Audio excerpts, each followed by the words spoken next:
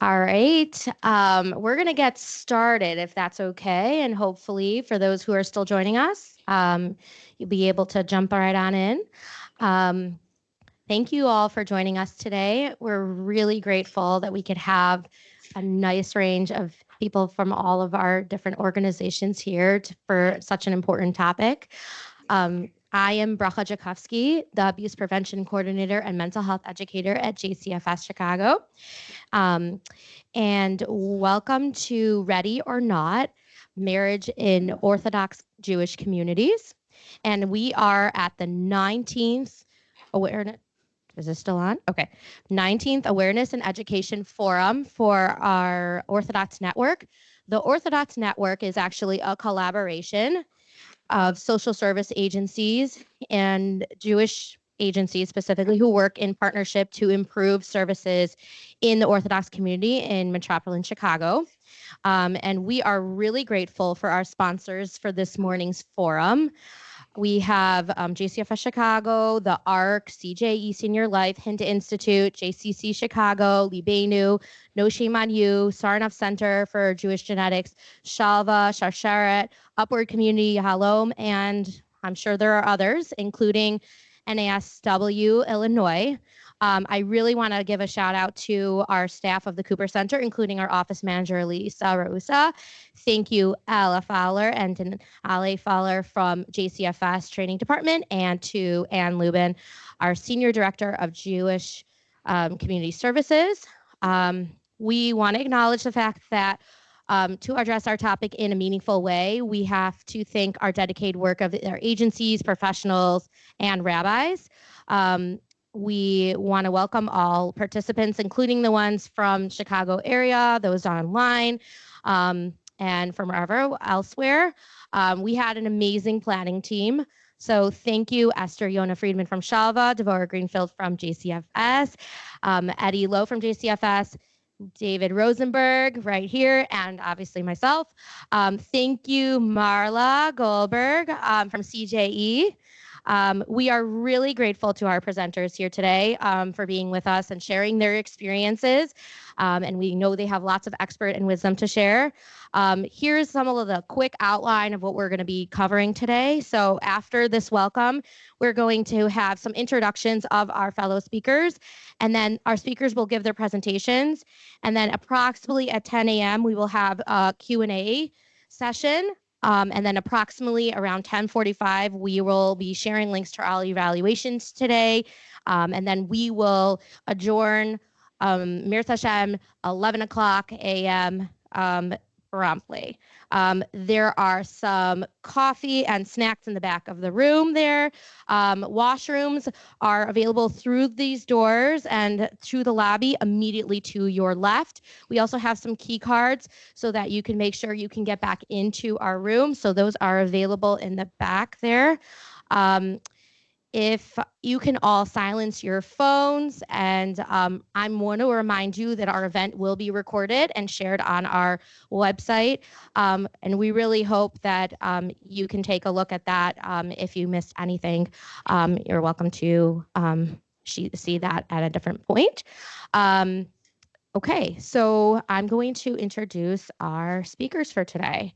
So we have our Rabbi Yaakov Robinson, Mrs. Mindy Reiss, Mrs. Elana Lipman, and Mrs. Devorah Greenfield. And we are really grateful to have them here today. I'm going to just read out their bios real quick. No, this is not always fun for everyone, but just hang in there with me. Rabbi Yaakov Robinson is a Chicago native, received his rabbinical smicha at Yeshivas Ner Yisrael in Baltimore.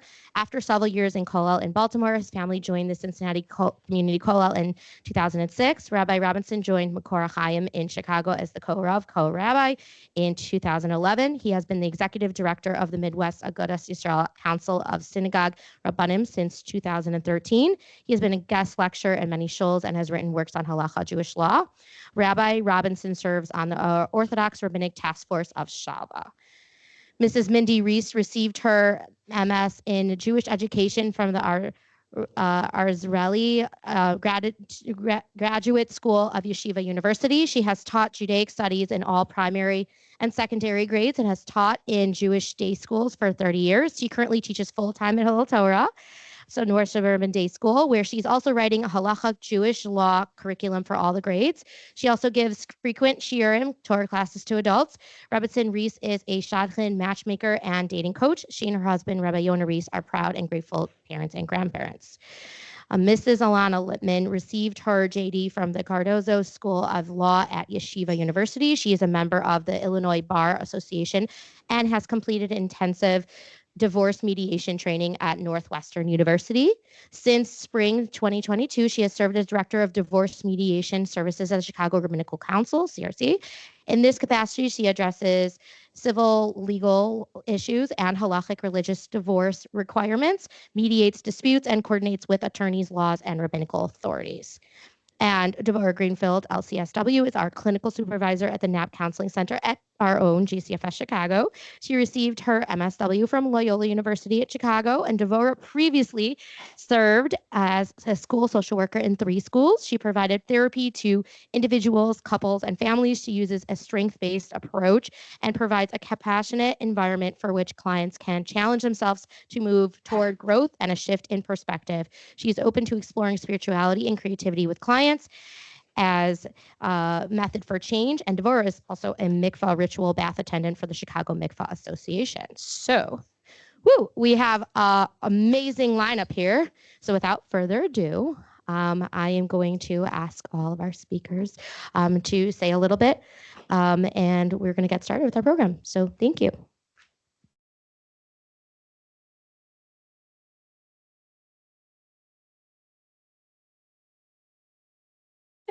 Stand up. Perfect.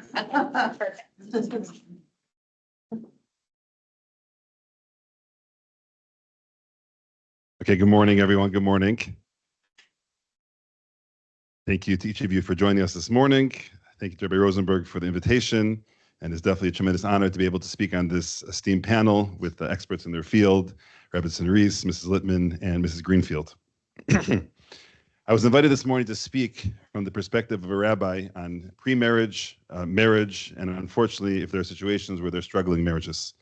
I will share a bit of my perspective as a shul rabbi. As was mentioned before, I'm also a member of the Orthodox Task Force for Shalva. I'm also a chassan teacher, which means I learn with grooms for the period of time leading up to their wedding, discussing the laws of family purity, but also discussing topics in shalom bayis.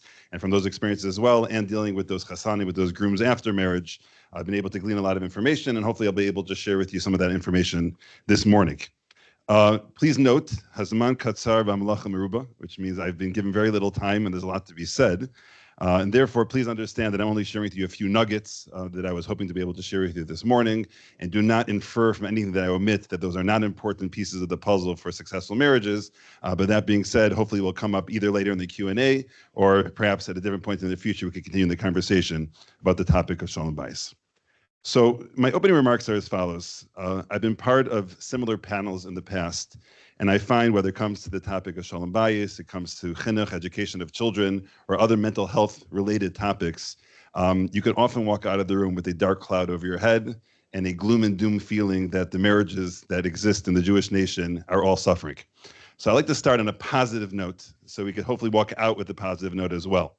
Baruch Hashem, thank God, our Jewish day schools, high schools, and post-high school programs are producing excellent products. Our children are well educated, they are refined, and generally prepared for life. I know that the title of today's session, Ready or Not, I think the answer to that question is it's somewhere in between. They're definitely not ready, but also not completely ready. They're somewhat prepared, and obviously we learn a lot along the way on our jobs, and they get better and better. As a whole, the marriages, I believe, are doing well. Granted, the divorce rates in the world are higher and even higher in the Orthodox Jewish community, but I do believe, based on my research, that they're not skyrocketing the same way they are in the broader society. Granted, in our generation, it's harder to have a successful marriage. You can blame it on technology, you can blame it on whatever you want. But that being said, the husbands and wives are generally good people, and they're really trying hard to make it work. And granted, sometimes I see things too rosy and positive, but at the same time, I do not believe I'm being naive. Thank God the marriages in Klal Yisrael are generally well, and we're just trying to make them better and to be able to help those that are struggling. We do have to remind ourselves that, myself included, most of us in the room, we're seeing the underbelly of marriages. We're seeing the most difficult situations. I've been a rabbi, a synagogue rabbi, for 17 years now. I still have never received a phone call. Good morning, Rabbi Robinson. I called to inform you that my wife is amazing and our marriage is going so well. I've never once received that phone call. I've never once received a phone call by Robinson. I just want to give you a nachas call. My son, David, he's doing great in school, and he's just a pleasure. I have never received that phone call. Never have I ever seen that phone call initially. And even in cases that I was involved in and had somewhat of a hand in making it better, I never even received the feedback afterwards that it got better. And that's also a hard part of our job, is we rarely receive the positive feedback. We often hear the negative feedback. So unfortunately, we are a bit tainted by our experiences. So much so, it actually caused me to do something drastic that's very out of nature for me, and I did it twice already. Thank God I have one married daughter. My second daughter recently got engaged. And both times, I invited the groom into my office in the shul, and I sat them down in a chair, and I informed them of the following. I said, I want you to know that usually, if there is a husband sitting in that chair, it's not for a good reason. Please take care of my daughter. And that's what I did, because unfortunately, it is scary to give over your daughter to a complete stranger, ostensibly. But thank God I have two great sons-in-law, and as Hashem, they will have happy marriages, and all the marriages in Klal Yisrael will be happy and positive marriages. Okay, now with all that being said, I am aware that there are often many challenges when it comes to marriage. The challenges could be related to personal life's trauma. The challenges could be related to issues of mental health. Or it could be related to the fact that the husband and wife are often ill-prepared for having a successful marriage. It could be one of the above, it could be all the above, or it could be different reasons altogether. I like to start with a 100% true story. I was sitting in the waiting room of a doctor's office, and there's no better way to describe it other than saying there was the cutest elderly couple sitting next to me.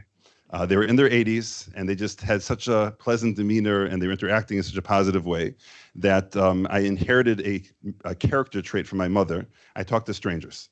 So I turned to them, and I said, you seem so nice. How long have you been married for? And the husband says to me, 2. And I fell for the bait, and I said, your second marriage, 2 years? He says, no, too long. So I'd like to discuss this morning just a couple points of how to make our marriages last too long. They really shouldn't. Why shouldn't they? First of all people are different. Generally, genders are different, and their upbringings are different. And you take these two individuals with completely different worldviews and personal personalities, and you put them together in a home, it really shouldn't work. And the question is, how do we make it work? So the 2 points I want to share with you this morning as follows, and these are the 2 points that I share with the chassanim that I learn with before their marriages. There's a great rabbi by the name of Rav Shlomo Wolbe. Rav Shlomo Wolbe passed away about 15 years ago. He was really a great student and educator about the Jewish soul and the Jewish character. And he has a small pamphlet called Kuntras L'Chasanim, which means a small booklet for those who are about to get married. Only the first chapter, but the first chapter of the book is a conversation between a chassan teacher and his student. And the chassan teacher asks the student, what do you believe is the foundation of a Jewish marriage? Now, on the spot, this young man, thinking he knows everything, says, it's love and mutual understanding. To which the teacher says, false.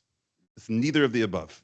And he says, I'll tell you why it's neither of the above. Because a foundation, like a foundation of a building, you can't have a foundation that's sometimes there and sometimes not there. The foundation always has to be there. Love, you don't always feel love. You don't always feel love. You don't wake up every morning feeling these loving feelings towards your spouse. That's just a reality. And therefore, that can't be the foundation of the Jewish marriage. He says, mutual understanding. He says, you're never going to understand your wife. It'll take you 20, 30 years to understand your wife. It can't be the foundation of your marriage, mutual understanding. So the student turns to his teacher and says, so what is the foundation? He says, the foundation is commitment. And the commitment is always there. Now, I share a story with my students that have yet to verify being true, but if it's not true, then it's a good parable. I was told that Napoleon used to tell the generals, the captains of his ships, when they would go conquer islands, that when they go onto the island, tell them to burn the boats. Now, why burn the boats? You burn the boats because if there's an escape route, then you, so to speak, half-heartedly fight the battle. And if you don't feel you're winning, you'll escape on those boats. If you realize the only way to get off the island alive is by winning this war, then you're going to put everything you can into it. So I tell these chassanim, and I inform them, burn the boats. Burn the boats. This is a one-way ticket into the life of marriage, and you're going to do everything you possibly can to make it work. There is a concept in Hebrew called nivel peh, which means vile language, curse words, as we say. In my lexicon, the D word is a curse word. You don't even say the word divorce in a house. It exists when necessary. We know that it's a breaking case of emergency type of thing. But even as a joke and as a matter of conversation, it's not something that we're even going to consider. We're not trying marriage. You're getting married, and we're going to do what we can to make it work.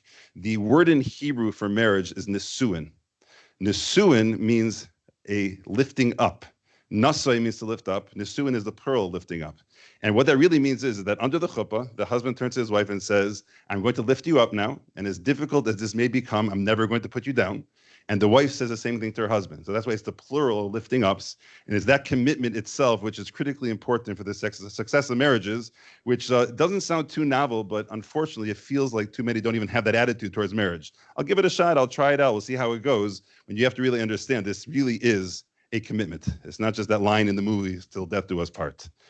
The second thing I'd like to share with them is that the real pre-marriage work really starts way before the couple gets engaged. It just takes a reminder to apply it to marriage. And what do I refer to? The greatest key to a successful marriage is just being a good person, is having good midos, as we say in Hebrew, is having a proper character, to be kind, to be considerate, to be selfless, to be thoughtful. Now, the reason why this doesn't easily come to mind, I was reading a book recently. It's called To Spare the Child. It's an excellent book about chinuch. And after presenting, this is probably page 350 in the book, methodology after methodology and technique after technique, how to be a great parent, it has a paragraph that says as follows. But after all is said and done, if you're not a nice and good person, you can have all the methodologies and techniques in the world. It's not going to be effective. So A, you have to work on your midos and your character to be a thoughtful and caring person. And then B, remember that these rules don't just apply to your colleague at work and apply to your neighbor next door. It applies to your children as well, by the way. People don't think of it in that way. That's called the interpersonal relationship that I need to work on. And I believe that very often people don't realize it applies to marriage as well. You have to just be kind and considerate and thoughtful to your spouse. And if you are, that's really half the battle to having a good marriage. You need to develop good midos, and you need to apply it to your marriage as well. So I was once in a meeting with, there's a great rabbi in Israel today, his name is Rabbi Elimelech Biederman. And I had a meeting with him probably about 3 or 4 years ago. And he asked me what I'm busy with, and I mentioned amongst other things that I'm involved in helping couples and heal their marriages, etc. He said, let me share with you a thought. There's a blessing that's often said in Hebrew given to a couple that they should have a kesher shel kayama. A kesher shel kayama means in English, a permanent knot. His question was, why is the blessing that's commonly given to a new couple that you should have a permanent knot? There's so many other ways and so many other phrases and so many other blessings we could give. What's the meaning behind this? And he said, let me give you an answer. And it was a really beautiful answer.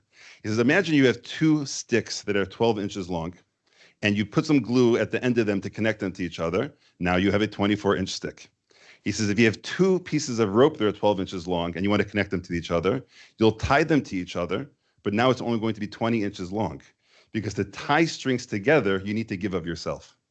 So he says the reason why we say the blessing for a positive marriage is it should be a kesher shel kayam, it should be a permanent knot, is that the husband and wife need to realize for this to work, you need to give of yourself. If you do not give of yourself, this is not going to be a successful marriage.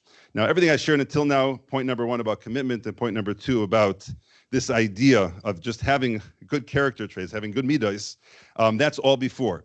When struggle starts, very often rabbis are the first responders. We are not the experts necessarily. We don't have all the training, but whether we want it or not, whether we're ready for it or not, I find certainly in the Orthodox community, 9 out of 10 times, 8 out of 10 times, the first responder is going to be the rabbi, and he has to be able to deal with it appropriately. There are 2 levels of challenge. I will list both of them to you, and I'm not sure which is worse. One level of trouble is when there's actual conflict. Now, how does a Rav deal with it when there's actual conflict?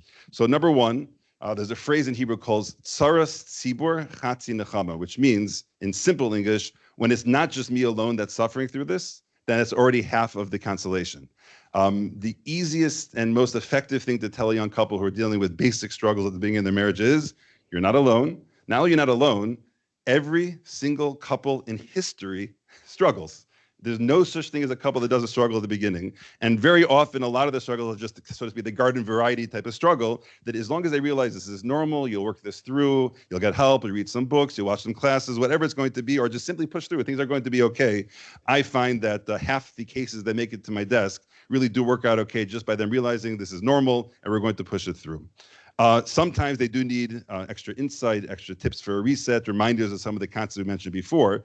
But obviously, if it is not normal in terms of severity, intensity, or persistence, that's when a rabbi has to refer out, either to a therapist in terms of individual counseling, if it's one of the two spouses that need that more, whether it's couples counseling, or, God forbid, in cases of abuse, refer out to Shalva or other similar organizations. Baruch Hashem, thank God, Chicago has many, many experts that deal with these types of issues, and that's when the rabbi has to refer out and very often still be involved in the process to help ensure that things are going to be okay.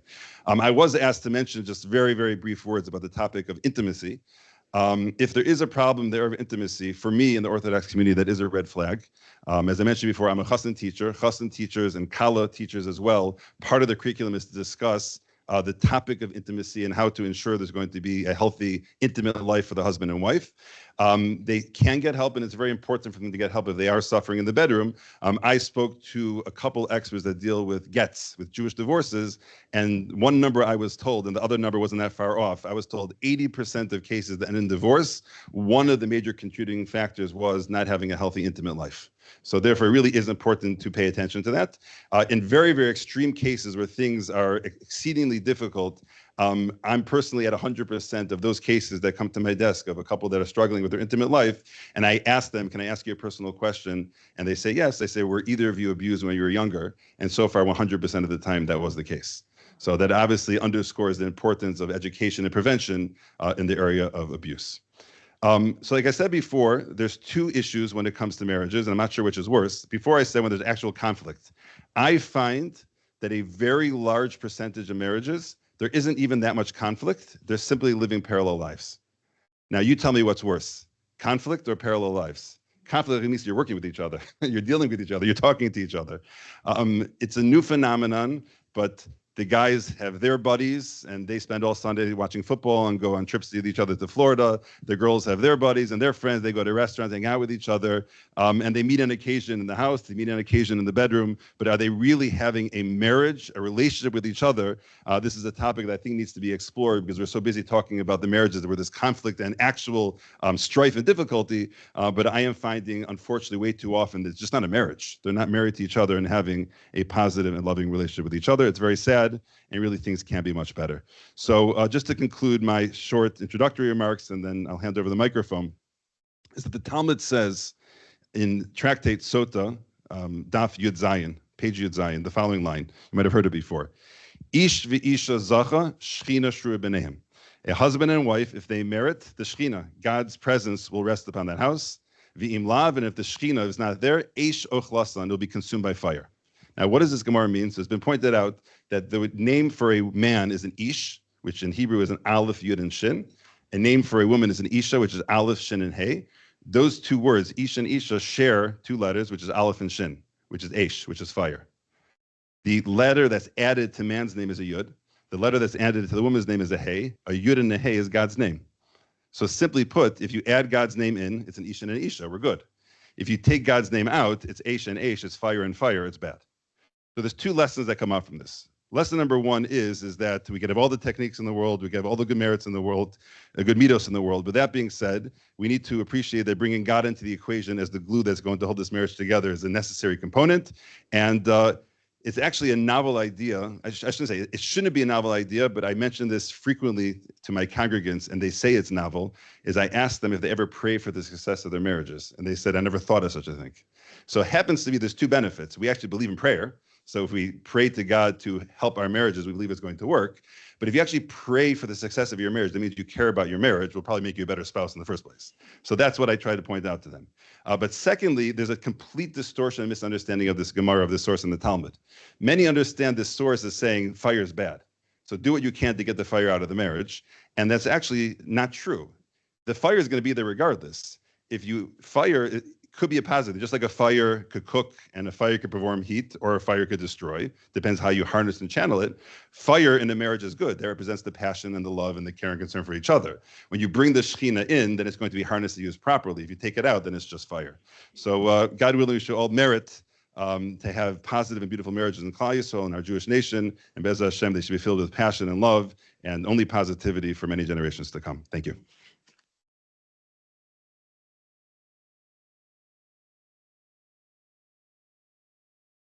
I knew I couldn't follow Rabbi Robinson. Okay. My name is Mindy Reiss, and I'm one of about 30 matchmakers for Orthodox Jewish singles in Chicagoland. One of them is present. And I'm actually a full-time teacher at a local Jewish day school, and I also teach in high school. And on the side, I'm a volunteer independent matchmaker, otherwise known as a Shadchan. I'm not on social media and I don't advertise, yet every day and sometimes multiple times a day, I'm contacted by Orthodox Jewish single people looking to get married. They're from all over the United States and even abroad. They range from 19 to 80 something, and from never having had a date or even spoken to a non-family member of the opposite gender, to being grandparents and having been widowed, divorced, or both. Their religious observances levels vary greatly, from those who plan to learn in Kollel forever to those whose observance is limited to Shabbat or Kashrut. Very diverse. Just as each person is unique, as the Torah teaches, obviously their psychological experience of the dating process is as well. Yet there may be some common issues that might come up for your Orthodox Jewish single clients. This is definitely not an exhaustive list. As Rabbi Robinson said, there's not enough time to cover even a fraction, but just to give you a little taste of what comes up in my experience. So I have 3 categories. One is pressures, shame, and guilt.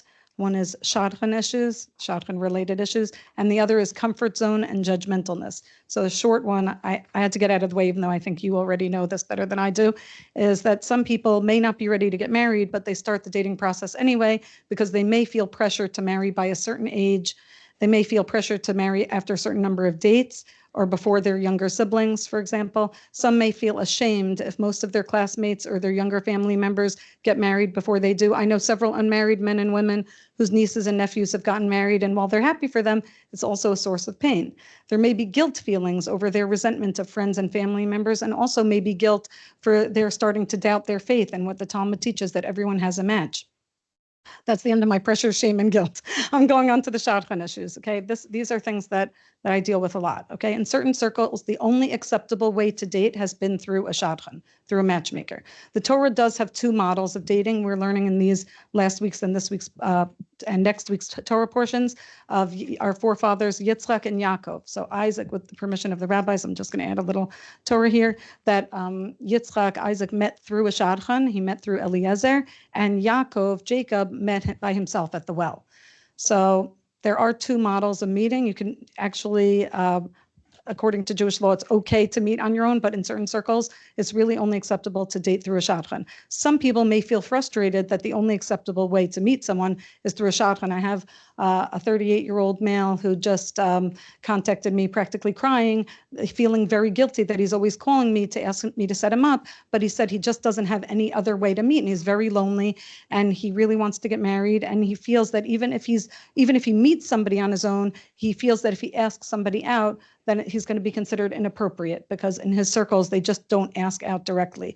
And he's been indoctrinated with this idea, I call it that the matchmaker is the only modest method of meeting a mate. That's how he feels. And even if they're on the same dating app, he won't ask her out directly. He'll only go through a Shadchan. In other circles, single people only want to meet on their own through friends who know both parties well, and they would not want to come to a Shadchan who doesn't know either of them well. Those people may come to me as a second or a last resort if other way has not worked out for them for a number of years. In either case, there may be stress over which Shadchan or Shadchanim to use, stress about what to include or not to include in their shidduch resume, which is the equivalent of a dating profile for Orthodox Jews. Some feel pressure to send out a photo of themselves. Some feel pressure not to send a photo. I understand both sides. I personally would not want to send my daughter's photo out for modesty reasons, but I understand that a guy may not want to pay to fly out and miss work to date someone they've never even seen. Some people agree to send to the Shadchan, but ask that it not be shared with potential matches.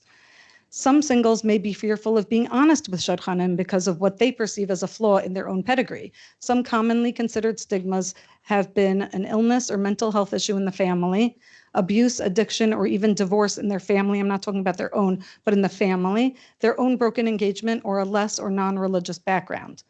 In the secular world, someone may meet at a party or at work, they may meet on their own and start dating, and then later find out something about their background or family, but they've already gotten to know them and they like them as a person. But in the Orthodox Jewish world, oftentimes their family and background are under intense scrutiny before they're even allowed to meet. Please encourage your clients to be honest with the Shadchanim so they can find the best match for them. I have the best success when I know the goriest details about them, because I will set somebody up if they are self-aware and getting help for their problem. Almost always, and I've gotten this advice from Jakofsky, who's an amazing therapist. She speaks to rabbis and rebbitzins, and she says that everyone basically has issues, but if somebody is self-aware and they're getting help for their issue, they are probably marriageable. Maybe you'll disagree, but that's my baseline, and for the most part. And if they are honest, then I can help them find their best match. Clients may need your help embracing their perspectives that their bashert won't mind. If they're hiding something from them, then they're not really they're not priming themselves to meet the right one. The right one will not mind, but they'll appreciate them for who they are. Okay, of course, they may speak with a trusted rabbi about when it's appropriate to discuss certain information. And also, they should be encouraged to choose a shadchan that they trust and feel comfortable with, who's non-judgmental. While in some circles, meeting through a shadchan remains the exclusive option for finding a match, as I mentioned before, there is another option. When years have passed and they feel the system hasn't worked for them, many explore other kosher options, such as Jewish dating events. I'm happy to report that Simcha Link, the local matchmaking arm of the Aguda, has recognized this need and has started making and co-sponsoring events to help Orthodox Jewish singles meet in a dignified setting. There's a Shabbaton coming up in December, which I'm helping them with, and another group is also helping. Now, this is very, very close to my heart, the last section, comfort zone and judgmentalness. Okay, regarding the Shabbaton, many singles are very excited about a rabbinic sanctioned event where they can meet people they otherwise might not have been set up with. At the same time, there are people like my friend's son, who is the exact right age and type for the Shabbaton, who responded, "Thank you for letting me know. I don't do public events." Well, what he's been doing up till now has not seemed to work, so maybe it's time for him to reevaluate what he does and doesn't do. This is where the therapist might come in if he has one. I hope that if you were his therapist, you'd encourage him to go out of his comfort zone and try it, or at least speak to his rabbi to see if it's appropriate for him. Regarding helping clients wean from their comfort zone, I've come across singles who jeopardize their own relationships by a tendency to reject others for perceived flaws or confused priorities. They may need help. There's one thing about a siman, right? If you're not attracted to something, I wouldn't say try to convince them, but they may need help clarifying what's important to them and honing their ayin tova and benefit of the doubt. While it behooves us to be aware of red flags, of course, people could also go to the opposite extreme and unhealthfully hyper-focus on every perceived flaw. Some may feel pressure to only look for a certain type of person based on their school, family, community, culture, and may not be opening themselves up to someone who might be very good for them. Unfortunately, I set up once a woman who told me that she doesn't care what he wears on the outside. She didn't mind, even though all her family members wore white shirt, black pants. I'm talking about the men. They wore white shirt and black pants. She said she doesn't care what he wears as long as he's good on the inside. I set her up with somebody, and after 4 dates, she said, I can't do it. He always wears khakis and colored shirts. I said, but you said you didn't care. She said, I know, but it's just too different for me. 10 years later, she came to me, whatever happened to that guy? I said, you didn't want him. She said, I know, but he was the biggest mensch I ever dated. She was ready to go out of her comfort zone, and now she's still single. She's 38, and she will go out with, it's not even on her list, white shirt and black pants, but it's too late for him. So unfortunately, but on the happy side, there are people who go out of their comfort zones. I have many. I really work on this, convincing people to go out of their comfort zone. And this one, I didn't have to work that hard. There was a young woman from Sephardic background who only wanted to marry a Sephardic man. And I set her up with her very Ashkenazi husband. They're very, very happy with their children living in Eretz Yisrael. And that was because she agreed to go out of her comfort zone to meet someone whose overriding positive qualities were her priority. 2 years before my husband and I met, someone had tried to set us up. And I said yes, he said no. He wasn't used to dating girls. He was used to dating girls from very religious communities in Brooklyn. And I came from a more modern background. I went to a co-ed high school. 2 years later, we met in person, and Baruch Hashem, he changed his mind. So I'm very in favor of meeting in person sometimes. That's about going out of your comfort zone regarding getting them to agree to date. And my last point is that sometimes even what seems like a negative trait can be resolved with direct communication. On our first date, my last story, I'll just share something. On my first date with my husband, he asked me if I'd like to go for a walk, and I love walking, and I wasn't wearing high heels, Baruch Hashem. So we walked like about 40 blocks in Manhattan to this ping pong place where we were going, and after about a half a block, I realized that I'm going to have to run the entire time to keep up with my husband because he walks super fast. He still does. And I just said, excuse me, can you not run? And he stopped short. And the rest of the way, he made sure to walk at my pace. Now, just imagine if I had not said anything, run after him the whole time, and resented it, and then just went back to the Shadchan and said, because there was a Shadchan in the end, and gone back to the Shadchan and said, oh, this guy is super inconsiderate and unaware, forget it. I would have given up my life. I would have given up my life. These people, they're saying no for things. And don't believe everything they say. Maybe be in contact with a Shadchan, be in contact with a rabbi, or encourage them to be in contact with a rabbi, and encourage them to be honest with the Shadchan. It doesn't help us when they say, oh, I just don't see it. It's very unhelpful. I can't be more on target next time. I see that you're nodding. I can't be more on target unless I know exactly why. And they're very afraid of Lashon Hara. Certain things I say, I'm not considering it Lashon Hara. It may not be for you, but this might be for someone else. I need to know what's for you, what's not for you. And sometimes they've told me it's not for them, and I've actually been able to convince them that actually that's not a thing. He didn't open the door. He didn't open the door for. I said, what did you say? I'd like you to open the door for me. He didn't realize. So she said to him the next time, I'd like you to open the door for me. And he held the door for her. I mean, people will give up things they will jeopardize their own relationships for things that are really not important. And the guy who said he won't go, a rabbi called me, he said, I have the best guy. He tells me about this guy, amazing guy. I saw his sister in the supermarket later on that day. I said, I heard your brother's the best guy. She said, yeah, he really is. I said, I have the perfect girl. She's 6 months older. She said, oh no, he won't date a girl 1 day older. I said, then he's not the best guy. I'm just saying. So these are just some little things that you should be aware of what's going on and what we have to deal with. I'm sure you know that what you do each day is not just a job, it's holy work. That's how I feel. One of the questions we're asked in Olam Haba, in the next world, when we pass on, is Asakta b'pirya v'rivya. Were you involved in building families? By our involvement in helping people to be ready, the vessel ready to be reunited with their soulmate, we are helping build the families that are the bedrock of a worthy society. May we all succeed in this most important mission.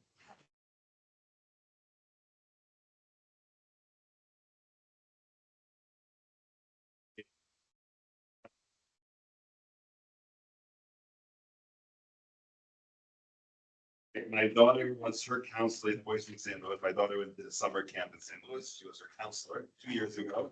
And for 2 years, she badgered her parents. When Yaakov started dating, I have a girlfriend. And the first girl we dated, and they were dating. Hi, everyone. Thank you so much for having me.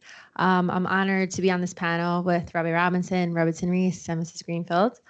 I'm here, unfortunately, to let you know about a community service that we have here in Chicago. If, God forbid, any of your clients or anyone in the Jewish community is headed for a divorce. I've worked at the CRC for about 2.5, 3 years.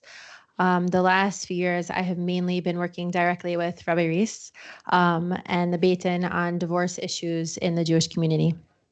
Rabbi Reiss, the head of the CRC Beitin, is also an attorney and trained mediator, and he started mediating with couples going through divorce many years ago, and I have assisted him in expanding our program in the last few years. So what exactly is divorce mediation? I'm going to read the exact definition, because it could be hard to grasp.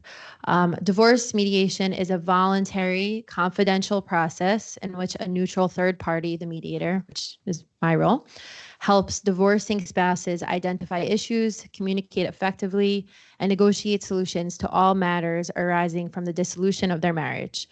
Rather than imposing decisions, the mediator guides the parties towards a mutually acceptable, comprehensive agreement that can be filed in civil court. So even though I'm a licensed attorney, I'm not either party's representative. I'm the neutral mediator between them. And I always tell our clients, you know, the halachic implications are complex, but a huge part of mediation and coming to this mutual agreement is that either you can decide what happens in your life post marriage with your schedule, with your kids, with your finances, you together with your future co-parent, or in some cases when they don't have kids, just, you know, person that you have spent a certain amount of time and have significant things to divide.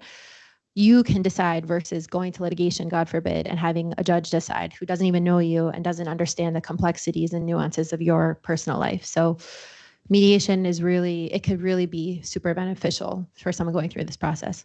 And just a note that divorce mediation is not reconciliation, unfortunately, or shalom bayit assistance. That's not our expertise. I always like to tell clients that come and potentially are on the fence, something that our Menahel taught me. We're not in the business of divorce at the CRC. We would love all our clients to one day come to us and say, we're actually going to work it out. We've gone through this, et cetera. Like that's, of course, that's what we would prefer. We would really love to be put out of business, but unfortunately, that's not the case. That's not the reality.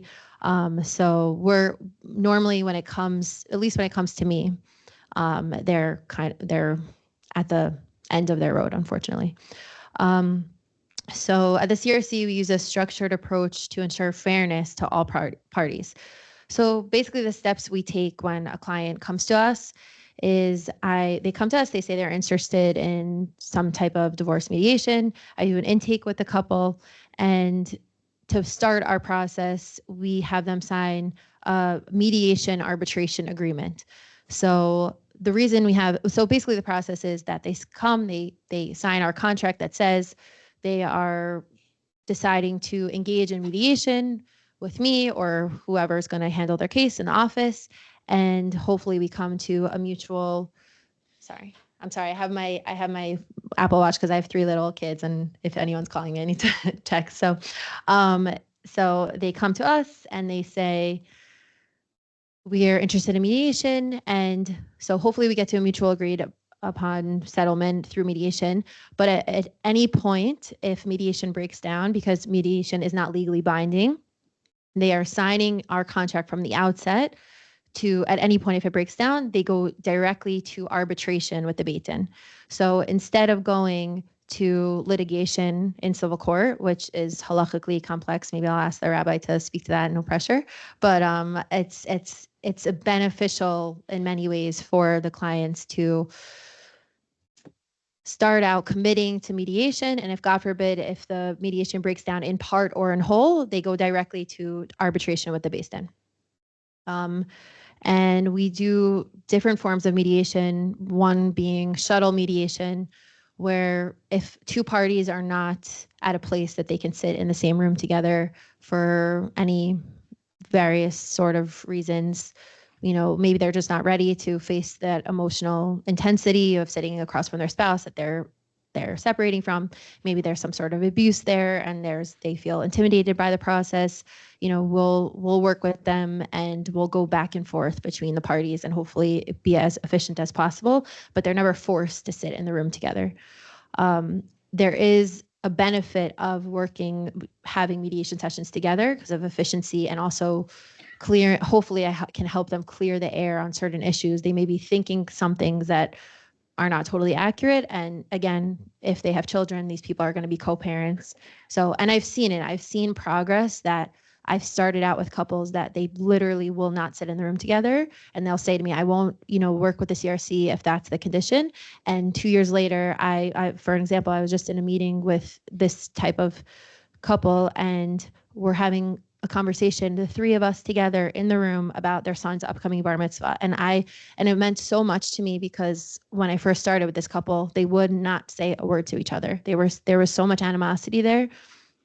And I think from the collaborative process, they've really grown. And I got off the call, it was like such a win for me, and it made me feel so good that even though unfortunately this, the marriage broke down, they could still be strong co-parents for their children. And of course, their oldest son's bar mitzvah is one of the most important things in all of their lives, and they really came together to work on the planning. So that was an amazing experience.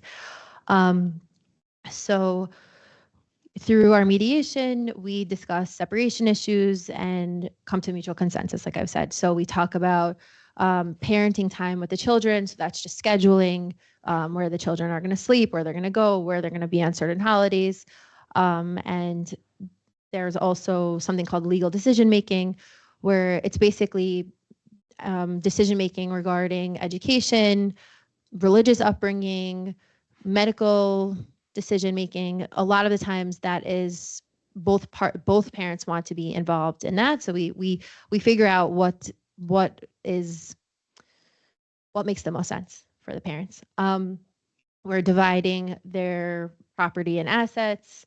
We discuss child support. We normally use the Illinois child support formula. We base it off of that, and we could always deviate if it makes the most sense for each family. A point that I want to point out also, like I said before, it's so beneficial that you can make your own decision. We always follow Illinois law to the best of our ability, and we always want our settlements to stand up in civil court or wherever. We sometimes take cases from around the country. We base it off their state's laws. But in mediation, you are allowed to deviate. So we have a child support formula or a support spousal support formula. And if the parties agree and it's not unconscionable disagreement that they have come to, then they can make their own decision and say, I know the formula says this makes the most sense for our situation and we have agreed together that we want to, deviate a certain way. So it really gives you a lot of autonomy over your life and your decisions. And I also want to make a point that I say my job is very interesting, but it's very delicate because I'm talking to people about probably the two most intense areas of their lives, their money and their children. Who wants anybody from the outside to come in and tell you what you should do with that? So I really try to facilitate as much as possible that they really feel like they have a say in what happens, if in the most healthy way possible. I talk about insurance and medical expenses, tax issues and debts, extracurriculars and tuition for the children, and also the get timing. So the get is the Jewish divorce, and we deal with that. Hopefully that's something that is not an issue. Sometimes it is. Maybe we'll talk about that later. But we definitely discuss that in mediation, and we really try to make sure that nothing is used as leverage in our negotiations. So that is a very clear and focused goal of our Beit-Din, they're completely separate, and we try to make sure that there is clarity about that concept from the beginning. So when done right, mediation can facilitate collaborative decisions between the parties, like I've said. So some benefits to mediation: it's much less costly than going through lawyers. I'm sure, I don't know if you've had clients that have had to deal with these issues, but I'm a lawyer, and I can say it's really terrible to work with lawyers, unfortunately, unless you have, you sometimes have to, and it's sometimes a necessary evil, but it drains your resources. So it really is beneficial, financially, to go through mediation. And the lawyers in our process are not required. It's optional if you go to arbitration. So they do have the right to bring their attorneys if it gets to arbitration. So it's generally more efficient than the timing in court. Family court can, take a long time, and we try to be as efficient as possible with our cases. Hopefully, any divorce is not going to be a perfect, of course, situation or, enjoyable whatsoever, but hopefully in our mediation process, it's a lot less emotionally taxing for the parties, and definitely, it hopefully result in healthier resolution for the parties and the entire family moving forward. That's really our goal, and it's the goal of in civil family court as well. The standard is the best interest of the children. So everyone is really, I really can only speak for our office that everyone, that's the guidepost for our every case, every decision we make. Is this the healthiest outcome for the children? Is this going to really benefit the children in the best way possible? It's a very hard experience no matter what, and that is really we try to keep in mind as much as possible. Sometimes it's, and I don't blame the parties, sometimes it's very hard for them to kind of keep that in the forefront because they are people too, and they're probably experiencing this for the first time as well. So it's very hard for them to, always be clear about that concept. So it's my job to kind of guide them back to that and remind them, is this really what's best for your child? Is this really because ultimately, parents, that's what they want. They want their children to succeed and not be, affected so negatively from this experience. And they don't have to be. They really, they'll be okay. It's just we need to keep that, that concept in mind. And then, versus going to trial, besides for it being halakhically complex, going to civil court, requires lawyers, can be expensive, and can be very disruptive and antagonistic. So often furthering bitter disputes that arise between the couple. Like I said, this is going to be your co-parent. Part of going through this process is developing a co-parenting relationship. That is key. So to work sometimes with lawyers, it depends on the lawyer, of course, but they're coming for a fight. They're going to get the best outcome for their clients, which I totally understand why they have that approach, but it actually can really backfire for the family in the long run. And you're creating these wounds that these people might carry for the rest of their life. And if they have children together, they're going to be in these co-parents' lives for the rest of their lives. They don't really have a choice but to work together. I mean, they do, but if they don't work together in a positive, or at least trying to be a positive way, it could be very detrimental for the children. And so divorce mediation specifically with the CRC. So the CRC offers cultural sensitivity to both Jewish life and state law considerations. We have a commitment to serving the community and seeing the process through to resolution. I think, people always ask me, why do you want to do this job? It could be so depressing, something like that. And honestly, I have had so many meaningful experiences from this. Our clients, I know them, whether they wanted me to or not, inside and out. I know their kids, I know their stories, and I care about them deeply, deeply. And I can really say that for our entire office. Like when we have a case, we're all hands on deck. Everyone is like trying to get these people to a healthy, independent place. And we have clients that come back to us, after divorce, and they have certain issues, and we continue on in these people's lives. And I really try very badly, to make them as independent as possible.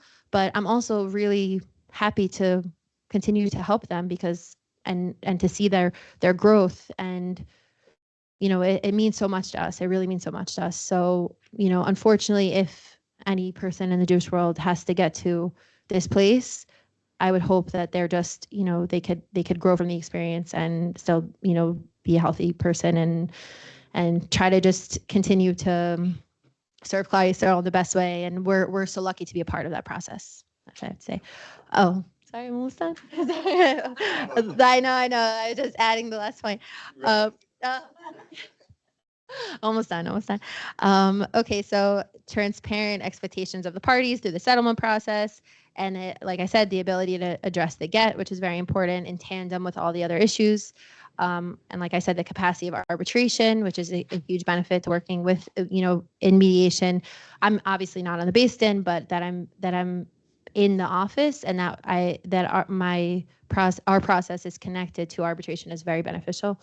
And I just want to say that the common themes I've seen of divorce, like Rabbi Robinson referred to in the beginning, the lack of conflict resolution skills and the goal of commitment. Again, you probably all have much more expertise and knowledge than I do in that, but I've definitely seen that a lot, and I feel like people are almost growing and gaining skills through their divorce, and I wish they weren't with me. I wish they weren't doing that, with me and with our office. Financial stress. A lot of our clients come in with large amounts of debt. A lot of times in marriages, which I think is normal to an extent, but I think we really should break the pattern of this. That one party is kind of in charge of the finances, and one party, one spouse is the one that's taking care of all the bills and really is fully knowledgeable. And the other person, you're supposed to trust your spouse, so they kind of lean back into that. I think it's really, really irresponsible, and I'm guilty of it as well. And I'm learning, and I'm not, finances are not my strong suit, and I've just seen that could really be a negative for the parties, because once you get to the point of divorce, you're thrown in on your own, and you have to figure out your financial position on your own, and that could be extremely, extremely difficult. So that's definitely something to keep in mind. And then unresolved trauma or mental health diagnosis, of course, affects mediation. A lot of times people say, to me, how do you take every case? Because we don't turn anybody away. And I'll say, yes, we don't turn anybody away because we want all Jewish people to have this service and have the option of working with us. But if they have a certain mental health diagnosis or unresolved trauma that I'm seeing, or they tell me about, the best thing that for us is to be a team with their therapist or Rabbiim or anybody involved. Like that's what I've seen has been the biggest benefit and the most effective. So I try to be well versed in who's in their life and who's in their support system, so I can speak to them. Different forms of abuse, mental, physical, spiritual, financial, emotional. I'm learning more and more about that. But again, I would consult with experts. And infidelity, unfortunately. And one thing I want to mention that Mrs. Greenfield taught me is that I see a lot of couples, different stages, different reasons why they come to me. And I in my lack of mental health expertise, and I don't have that background, I made the mistake of assuming a lot of things were rooted in mental health issues. And Mrs. Greenfield helped me tease out there's actually a difference, that there's a concept called fixed versus growth mindset. So if you're in a relationship and you are with someone that you have similar goals and trajectory, and you're working towards resolution of your conflicts, and you're working on your marriage, and like Rabbi Robinson said, no marriage is easy and in the history of time, which 100% I agree with, and you're with someone that is self-aware enough to work on themselves, and you as well are self-aware enough to work on themselves, God willing, you should be a successful marriage, even though you have to work through difficult things. A fixed mindset is either one party or both, and I've seen it come in and say it's all the other person's fault and I have no issues and it's all on them, and they're completely unself-aware, and that doesn't necessarily translate into a mental health diagnosis. It's just a kind of a block in their perspective, and it's so unfortunate because they have such potential, and this marriage has such potential, and especially when they have children together. So it's definitely something I've seen, and definitely something that all of you, I'm sure you deal with all the time, and could be a partner with us potentially to work on. So now I'm done. Thank you so much, and look forward to the questions.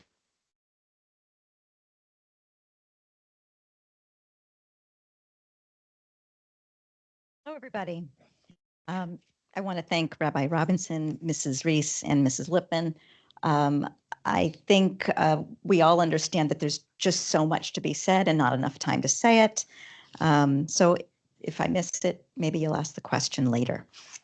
I want to help tease out a little more that the broad spectrum inside of the Orthodox life, right? We've got people that are going to public high school and maybe had their first boyfriend like me in kindergarten. You got to start sometime. And then you have people who may not have really spoken to a member of the opposite sex outside their family until they begin dating. That's a really big difference. And these people may even be dating each other, depending on their level of compatibility. There's also formal dating. And we've heard a lot about the formal dating, but the informal, right? I think my daughter wants to meet her guy on a mountaintop, and I hope she finds him. So we've got this formal, informal, and I really thank Mrs. Lipman for bringing up the concept of fixed versus growth mindset. Successful couples have elements of flexibility, right? There's always going to be some marker where we think we know it and we're going to hold. But in any relationship, but today we're talking about marriage, there's what we think we know, what we actually know. Sometimes we don't know what we don't know. And a couple that has commitment is going to be able to figure it out together. If they don't have that basic foundation, they're going to struggle. Now, struggle doesn't mean everything is going to end up in mediation or divorce. Struggle means we've got some rocky roads ahead of us. I'm really just going to talk, I'm going to give 3 areas: self-assessment, navigating the dating process, and building a lasting connection. And that's what I'm going to speak about. And then we'll take questions afterwards. So self-assessment is an ongoing process. I used to be a school social worker, and the girls were better at this at boys at a younger age, but eventually everyone catches up. And it's an ongoing process. What you know about yourself at 20 is very different what you learn about yourself at 30 and at 40. So dating, whatever that age is, and we know that dating, you could be dating in your 90s. Okay, you want to find a partner, you've started dating. What I'm hoping that both members of the couple have done is they've done some of their inner work. You do it with yourself, you do it with your family, you do it with your best friend, you do it with your rabbi, and you do it with your therapist. Think about who you are, what you need, and what you can offer somebody else. There's also, there's a phrase that I like to use, but it's a misnomer. When you're dating, everyone has their non-negotiables, right? We heard the story of someone who wouldn't date someone one day over than their age. That's a non-negotiable. And of course, all non-negotiables are eminently negotiable as long as you have the flexibility to do so. But even knowing what those non-negotiables are at the beginning helps you make your way through it. As I tell my own kids, dating is hard. Only one of the people you meet is going to be the successful one that you move forward with to the next stage. So everyone that was wrong, you're going to learn something along the way. Maybe you're going to learn that that wasn't important at all, and you're going to help modify for the next person. I also think that knowing and understanding a little bit of our families of origin really will have an important impact. We're taking 2 people who've lived entirely separate lives, and they're trying to figure out, can we merge? Can we form our own family? And to do so, you have to understand something about your own family. Do I want to replicate everything I saw inside these walls? Do I want to modify? I want to take this, but I need to leave that. This is important to me. My parents never thought about this at all. I know from a therapeutic angle, sometimes we swing all the way to the opposite pole, and really somewhere in the middle often tends to be correct.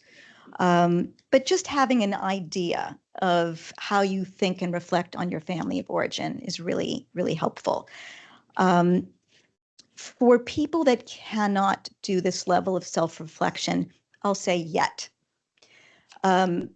Mistakes are going to happen. If you've lived in a house with dysfunction and you can't reflect upon it, what it's going to do is we're now norming dysfunction, because what you grew up with is what you expect, unless you think otherwise and say, I don't want that. So now we've got people in the dating world who aren't going to recognize the important red flags that other people who've done the self-reflection would know. Oh my goodness, they did that. I think we're done here. Or we need to talk about this. I'm not going to go any further until I figure this out. So this is one of the reasons to do the work, to really understand and to notice red flags. If you don't do the self-reflection, you're going to miss it. I do want to speak that, of course, this level of self-reflection, two people are going to decide, yeah, we're in, and they're going to get married. And of course, we don't stay static. We grow and we change. We're changed from internal forces. We're changed from external forces. Getting fired, having your first child, losing a parent, getting a promotion, these all change us. So the two people in this dating world may, at a point in their lives, that dating point, that dating snapshot, been really great for each other. And hopefully they're going to keep growing together. But as we know, some couples grow apart. Okay, now I'm going to talk about dating and and kind of navigating the process, communication, and other important areas. Okay, it's either formal or informal dating. If it's informal, maybe you met, in the vegetable section of the supermarket, or, near the sci-fi section of the library. And if it's formal, you're going to, after this date, you're going to both call the person who set you up and talk further about, do we want to meet this person again? But now you're sitting with each other, whether it's coffee or you're just walking through the park, and it's time to learn. It's time to see, can we envision, do we have similar vision statements? What do we want out of life? And can we support each other on that journey? This is where values comes up. So ideals, ideas, customs, philosophies. Orthodox people are not all Orthodox people for any of the same reasons at all. Some people are in this because it's how they were raised and they can't imagine doing anything different. And other people have a very spiritual connection with God. For other people, it's the importance of their communities, the importance of their peoplehood. Time to talk about it. Time to think, what is going to help tie you to each other? You don't have to have the same values. You have to understand the other values. And then you have to think, can we merge? Can we build something together? When to share important history. There's a need to know stage. Hopefully this happens before you get engaged. Sometimes the need to knows are dripped in later. Again, that's self-assessment. If you can't talk about it yet, if you can't admit it yet, you can't share it with your partner. So somewhere you have to share your emotional baggage. I've spoken to all the people on this panel, and we all agree, if you're formal dating, it's about the fourth date. Informal dating, it's whenever it just feels, wow, this is really something serious. I think there might be something here, and I want to learn more. So it's time to share. You want to share in your emotional luggage, that's medical concerns, chronic and acute diagnoses that are likely to be relevant to a couple moving forward. Mental health diagnoses, anxiety, depression, OCD, ADHD, schizophrenia, medications. It's time to share. By the way, none of these are deal breakers inherently. It depends on how you feel about the other person. Do you support them in this journey? Are you afraid of this? Is this not for you? Maybe you grew up with undiagnosed mental health. Here's someone who's got diagnosed mental health. It might trigger lots of big feelings in you, and you might not be able to go forward, or maybe it's something you can keep talking about. Addictions, past or present.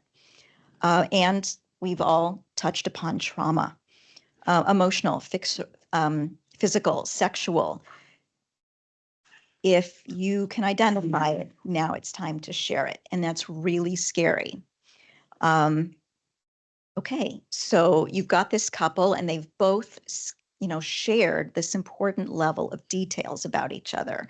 So what do you do with the important information?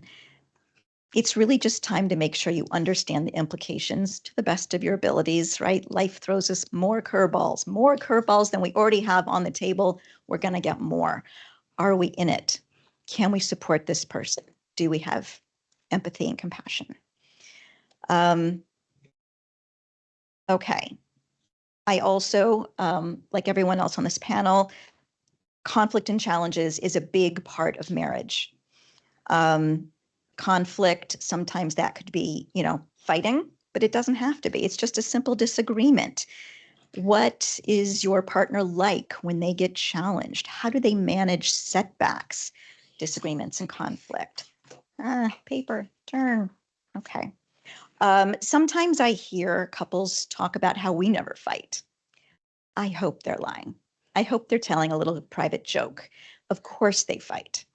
And the question is how? How do you disagree? If we actually have a young couple and they're heading to their 4th, 5th date and they're wondering, are they going to get engaged? And they actually have never fought. If I have one of those people coming to me individually, I will encourage them to look a little deeper. One of them is likely lying to themselves, perhaps. They might not know they're lying yet. But if they're rubber stamping everything you say, you're always correct, you're always wonderful, we're always in alignment, this is not reality. So again, that doesn't mean people don't move forward and get married and get committed. Back to that concept of growth mindset, can they build? If the commitment is there, marriages can figure anything out if there's enough shared value to do so. Let's see, financial level of risk. I know we touched upon that. Are you a saver? Are you a spender? How do you manage debt? Do you pay your bills on time? I want to take a moment that some of the younger people dating might still be in school. They might still be in a dorm or in their parents' house. They don't really have an answer. Not a solid answer. They don't have the life experience, but they still might have opinions. They grew up in a house. Did the heat get shut off in their house? Do they want this, or are they motivated to make sure this doesn't happen? You want to understand that you have similar levels of financial risk, I would say, and that's a good reason to keep moving forward. Exploration of vices is another thing. 4th date and on, it's great to talk about it. What is normal and tolerable for one may not be normal or tolerable for another. So we can talk about legal and illegal, right? Alcohol, pot, smoking, vaping, gambling, gaming, porn, phone, technology, right? It doesn't have to be an official addiction, but it can be a problem. And if one of you aren't okay with it, it's a problem. So by talking about it while you're still being your best selves and you're still putting on, concealer and, the high-heeled shoes for dating, this is time to really begin thinking about it. Okay. This one is a little harder. It's murkier. In my mind, when I wrote it, I think I was assuming they're already a couple. They've already either thrown in the engagement, perhaps they're even married. But you can begin it at any time. And really, it's building that lasting connection, intimacy, and the ability to resolve differences with each other. So first, there's emotional intimacy. What's emotional intimacy? Oh my goodness. You know it when you feel it. But again, if we're talking about people who don't have self-assessment, they may not know when they're being honest with themselves. How can they be honest with someone else? So a couple, a real couple, they can embrace that vulnerability together. They can embrace imperfection. They can handle being wrong. They can turn towards each other, even when they're in conflict, and they're ready to work on the repair. That's emotional intimacy. Physical intimacy. So it's a big part of the marriage. And if you're formally dating in an Orthodox couple, physical intimacy may not actually occur until after the wedding, but you can still have some conversations around it. Not in those first 3 dates. It's not going to come up. Safer subjects, please. But once we know we're in it, we're in this for the long haul. What did we each learn about sexuality or affection in our own homes growing up? Did our own parents seem warm towards each other? Did they hold hands in public? Maybe not. Did they kiss each other in the kitchen where the kids could see? Little things, right? Where did they get their sexual education? Because not a lot comes K through 12, right? You might get the most formal education about sexuality may come from the rabbi for the chassan training, or the kala teacher when we're training the bride before marriage, and they're already engaged, and now they're learning things they may never have thought about before. So talking them through a little bit is important. I think I lost my train of thread. I apologize. Also, pornography is a thing inside the Orthodox community. Of course it is. We have similar benchmarks in all other vices. So it's going to impact a couple. If it's not an addiction, it may be how a young man has learned about sexuality, and it's not an adequate teacher. This is not a real relationship. This is not physical and emotional intimacy. So the sooner you can kind of share your thoughts and feelings around this, the more you can begin to build together. And especially for a couple that's not really going to be touching each other until they're already married, and neither party may understand their own body and responses yet. There's a lot of learning to be done. There's a big learning curve. And a couple that's committed and can communicate can hopefully figure this out together. While I talked earlier about non-negotiables not really being non-negotiables, we do have unsolvables. Every relationship will have points of continual disagreement. You probably didn't know the continual disagreement when you first got married, but they begin to pop up and themes emerge. So a healthy couple can agree to disagree with respect and empathy. In a marriage, once these unsolvables start to get bigger and bigger and take up more space inside the house, are there enough shared values and purpose to manage these unsolvables?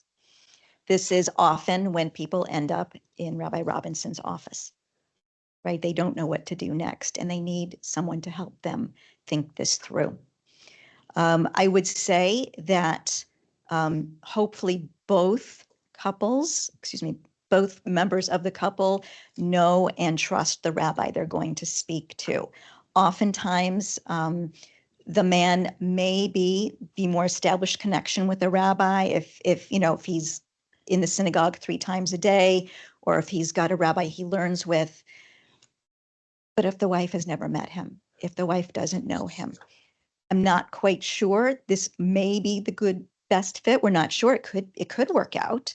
The wife can certainly try, but if there's already a rabbi they both know, go to that rabbi. This is not rabbi hopping. When you have a religious legal question, you should really stick with one rabbi for all the legal questions. But speaking to someone about aspects of intimacy, hopefully you're both comfortable. And of course, as the panel has already said, if there's domestic violence, the rabbi, the clinician, we're going to refer out, because this isn't a safe space for couples therapy. Something else is going on here. So really, I'm jumping all the way back to the beginning, which is reflecting on a marriage, reflecting on yourself, the willingness to change is really a great predictor of a successful marriage. The rocky road, it comes for us all. but with the commitment and the ability to communicate with respect is what's going to help drive a couple forward. Thank you very much. I'll stop there.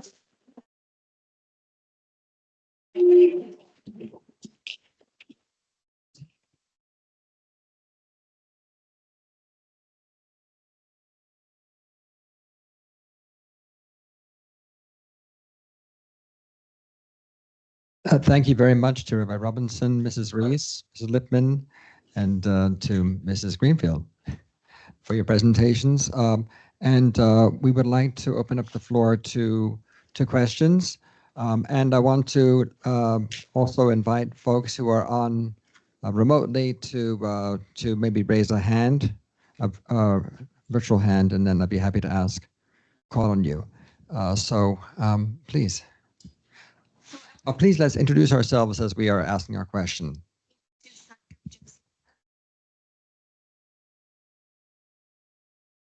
I worked with an Orthodox woman who wanted to get married. She was looking. And once she did meet someone, she was told he encouraged her to end the therapy. Is that typical? Like he was saying, now you have me. We're supposed to be, so she abruptly ended the therapy. Now her goal was to meet someone, but her underlying issues were not resolved. So I just wanted to know your thoughts on that.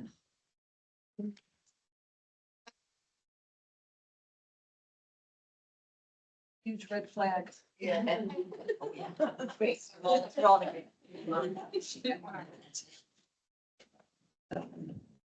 In my opinion, it's a huge red flag. I thought you were going to say she abruptly ended the relationship. That would have been a more normal response.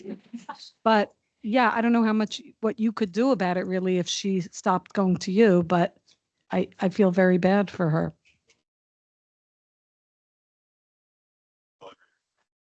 If I were her Shadchan, I would really try to break it up. I actually did try to break up a relationship that I actually set up, but once I saw things that I hadn't seen before, I actually worked on breaking it up, and thank God they broke up before they got married. But sometimes we don't know, only Hashem knows. But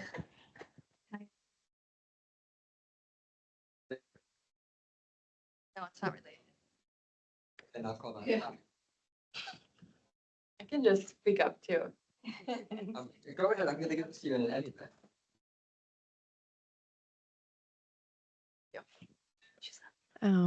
My question is, I'm working with someone who had sex outside of marriage, and she carries like a lot of shame about that. So I'm wondering if you have any kind of advice to help me with her with that, or any like teachings or things that you go to that help people to lessen that shame about the past. It's an excellent question. We believe in the power of tshuva, which is repentance. And certainly if she's moved beyond it, shame has no place in Judaism. There could be regret, but only regret if it's healthy to make you a better person. But living with shame and those negative feelings is really inappropriate. So I would just encourage her and say it's a matter of the past. Hopefully you learned a game from the experience, but you could quote the Rabbi and say that in Judaism, there is the power of repentance. And as long as you moved on, you really could close the door on that and it shouldn't be an issue. Hi, I'm Shelley Adler from Simcha Link. I just have a new question now, aside from my other two. Isn't there a halachic problem if somebody is unfaithful in a marriage, especially a woman, of being still in the marriage? This is pre-marriage, right? Yeah. Right, so her that's question is what she before the marriage, yeah. Oh, I thought it was Yeah. extramarital, Right, yeah, sorry. yeah. Okay. And obviously there has to be honesty and openness with whoever she's dating. If that's a matter that he would at least want to know about and have an informed decision if he'd like to proceed, he has a right to know that information. But in terms of her guilt, she shouldn't feel guilty, yeah. Okay, I have a question for, is it Lipman? I'm sorry. Elana, okay, thank you. I'm not sure I understand the difference between mediation and arbitration. Is mediation a binding process? It's confusing. Mediation legally is not binding. So mediation is just a mutual agreement between the parties. Arbitration is binding. So once you sign our mediation arbitration contract, it gives the CRC, the based-in final jurisdiction over your financial matters. So child support, division of assets, et cetera, things like that. We do not have final jurisdiction over parenting issues. So the based-in can arbitrate parenting issues, meaning parenting time, decision-making regarding, like I said before, education, health, religious upbringing. The courts have final jurisdiction over the parenting issues. But if parenting was discussed in arbitration, the court system does give some deference to the decision. The courts, it depends on the state because we've dealt with different states, but at least in Illinois, as far as I know, the judges will at least review the based-in's decision, and if it's not unconscionable, if it makes sense for the parties, I think that they would honor it. But we don't. It's the clients are not as tied to the based-in's decision, their psak, regarding parenting as they are to finances. Finances is much harder for them to fight in civil court. I do want to say that I actually really appreciate that dynamic with the court system, because as much as I have so much faith in our based-in, and I know that our based-in is very equipped and really has the mindset of best interest of the children, et cetera, the safety of the children is the highest value of the based-in and also the court system. So if a decision comes in front of a judge and it really is not safe for the children or makes the most sense for this family, for this parties, I appreciate that the court system has a say over that they could potentially say, we need to review this, or, they have a second pair of eyes on that. So that's kind of the way the system is set up. Thank you. Can I just do one more small question? I'm sorry? No, it's for a different person. Okay. For the social worker, Mrs. Greenfield. Hello. Okay. Hi. Regarding the self-assessment, what about objectivity? There is no objectivity if somebody's trying to assess themselves. How does that work? It's just knowing yourself. It's not putting yourself on a scale from 1 to 5, but what do I think I want? What am I looking for? What do I offer? What do I need? Right? And of course it's ongoing, and we change and we grow, which is why just always knowing yourself, as partners grow and change too, can they see the differences, and are they okay with that? So I know that's not a great clinical definition, but I think it's an important process. And a lot of people may not be self-reflective, and they just may be going through the motions. I'm 18, time to start dating. 25, time to start having kids, whatever that looks like. Who are you having these children for? Is it your parents? Is it the community? Is it yourself? So just putting yourself in the ring, making yourself being part of what's going on here and why am I doing this? I don't know if that's helpful, but that's the answer I got. Hi, thank you. First of all, it's been phenomenal. I've learned many things from each of you, so thank you. I have 2 questions. One has to do with finances, so you could tell me who should answer that. And the other has to do with how knowledgeable might be the Rabbeim in the community, the legal system, about parent alienation, and who watches for signs to protect the children from parent alienation. And the other question about finances is, many times, especially in our community where there are several high conflict divorce situations, one spouse is receiving community financial support within the community, and then the other parent is told, oh, well, we already gave it to the other spouse, and one spouse is left without financial support. At least from several of the cases that I know of, that's what's happened. So I'm wondering how we would deal with the finances in that situation. So two big questions. Sorry, the big question. It's all right. In terms of parent alienation, it's definitely a topic that's come across our desk. I'm actually going to be at a rabbinic conference on December 2nd in Newark, and this is the topic of the conference, is parent alienation. So it's going to be discussed, and I guess I'll learn more there. Obviously, the default is that we try to avoid that at all costs, even if it's not a great relationship. Having some connection to the parents is obviously the ideal situation. I've had some very, very extreme cases where children have no connection at all to their parents. And let's say, for example, a parent passes away, and there's generally the laws of Avelis, which are laws of mourning, and they refuse to mourn their parents or to follow any of those laws. And how to navigate that situation is obviously extremely complicated and difficult. But that being said, we are aware it's an issue, and we're doing whatever we can to, even when it's not great, but to give some basic guidelines to have some sort of relationship in the healthiest way possible. Yeah. I just have a clarifying question. So is the financial question specifically about that type of situation, about like if the community is supporting one family versus the other, you're saying how to or one party versus the other, and how the community should be more well informed about that, or what's the? So it seems that there should either be no funds available to either party or split funds, equal funds. Is this sort of what I'm asking? How does the organization, the individual, whomever is choosing to give money, deciding how they're doing that and prioritizing who gets it? May I ask, are these organizations who are giving to one but not the other, or these individuals? Sometimes it's both.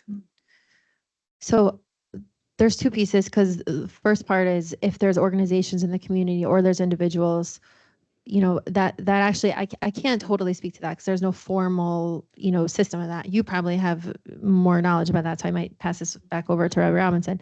But in terms of the legal piece, it could be complex. If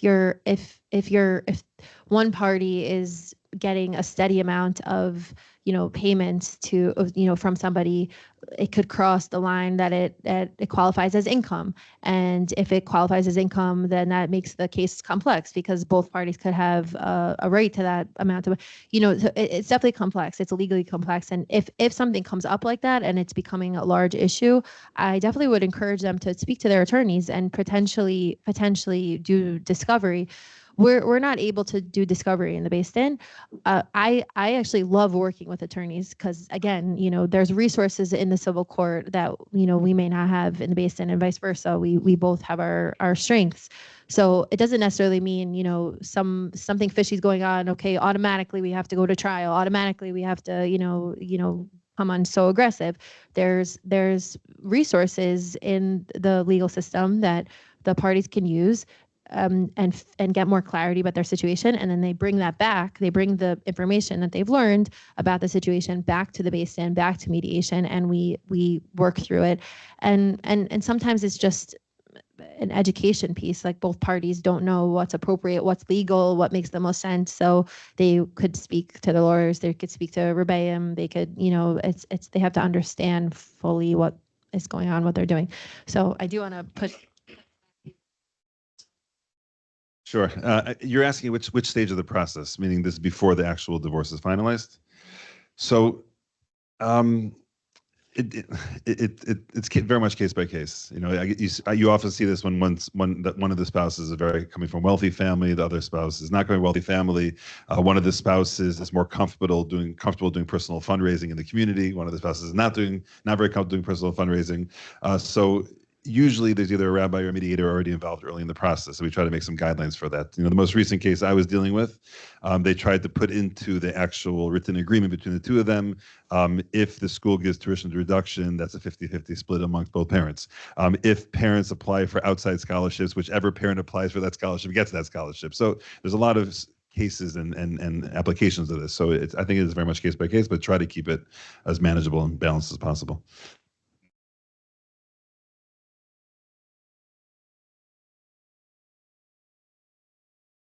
Hi, I heard from many of you discussions of some of the external social pressures to start dating. I'm curious within and I'm aware from clients how that can be a large social pressure within the Orthodox community. I'm curious what social support or education there is for that self-assessment of readiness to date to try and balance that if that's happening at all.